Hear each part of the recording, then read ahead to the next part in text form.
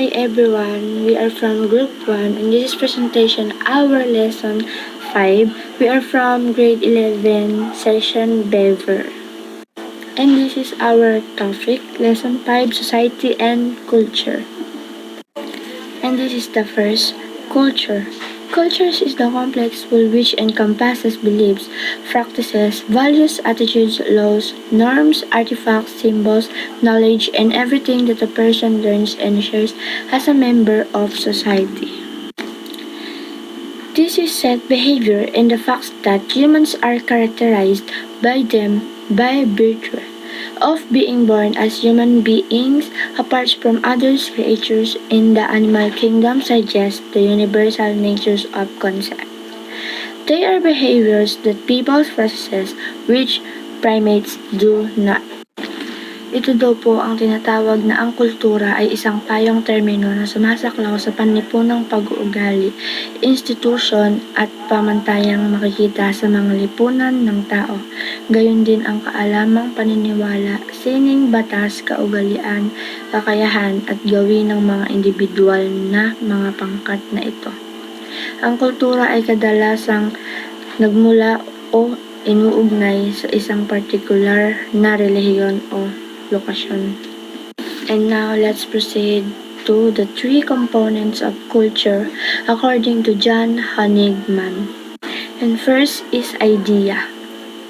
Idea includes on how to make things abstract concepts such as love, peace, and happiness, and the Decalogue of conduct or Ten Commandments. Example, aversion to incest, the Holy Spirits, and food sharing desires among relatives.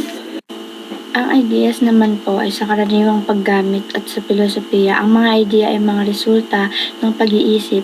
Gayon din sa filosofiya, ang mga idea ay maaari ding mga imaheng representasyon ng kaisipan ng ilang bagay. Itinuturing ng mga maraming tao, pilosopo, ang mga ideyang bilang isang pangunahing ontological na kategorya ng pagiging ang kakayahang lumikha at maunawaan ang kahulugan ng ideya ay itinuturing na isang ehensya at pagtukoy sa katangian ng tao. Lumilitaw ang isang ideya sa isang reflexive na paraan kahit na walang pag-iisip o seryosong pagmumuni-muni. Halimbawa, kapag pinag-uusapan natin ang isang ideya ng isang tao, lugar, ang isang bago o orihinal na idea ay kadalasang maaaring humantong sa pagbabago. And last, activities. Activities dynamic components of cultures. It is what people do as opposed to what they believe or feel. Ang activities po ay ang salitang etymologically ay nagsimula sa Latin na activitas na nangungulugang gumawa. Ang mga aktibidad ay ang lahat ng mga gawain o tungkulin na ginagawa ng bawat individual. Araw-araw ay ang mga gawain sa trabaho, mga aktibidad sa paaralan, mga aktibidad sa paglilibang, mga pisikal na aktibidad at iba pa. Dahil alam na natin kung ano ang ibig sabihin ng mga aktibidad, pagkatapos ay ipaliwanag natin ang mga iba't ibang uri ng mga aktibidad na umiiral.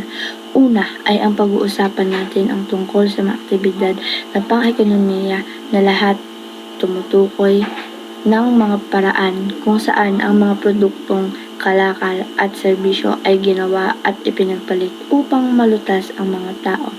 Hanggang dito na lamang po ang aking topic. Maraming salamat po sa pakikinig.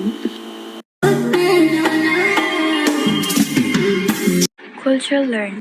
It is to learn from parents, teachers, leader, and other culture. It's not biological or genetic, or many person can acquire many person culture.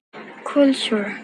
So yung culture, or you learn from many person like your parents and teacher and your friend. So culture shared. The member of the culture group typically understand a common set of the symbol of and practice. Example, in the United States, approaching a stranger with unstretched right hand is understood as an invitation to shake hands. Culture is symbolic. Symbols are both verbal and non-verbal from within cultural system, and they have a unique way of linking human beings to each other.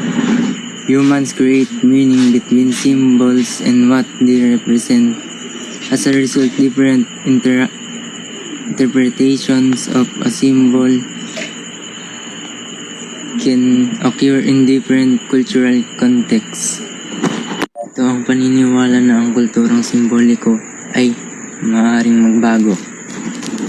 We the best music. Another one. DJ Khaled. Yeah, you're looking at the truth, the money never lie. No, I'm the one, yeah. I'm the one early morning in the garden. No, you wanna